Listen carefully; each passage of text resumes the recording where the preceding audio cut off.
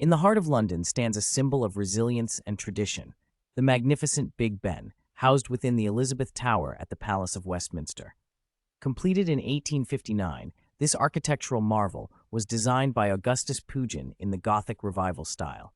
Big Ben is not just a clock, it's a piece of history, standing 316 feet tall, with a climb of 334 steps to the belfry.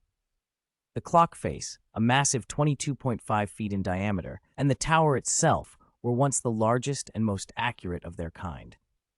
The original mechanism, a masterpiece of engineering, still ticks away with precision.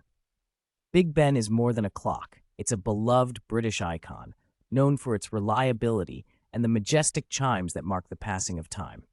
The Great Bell itself weighs an impressive 13.5 long tons and has tolled through the city's most significant moments. The tower's design is a tribute to the four nations of the United Kingdom, with emblems adorning its structure, symbolizing unity and heritage.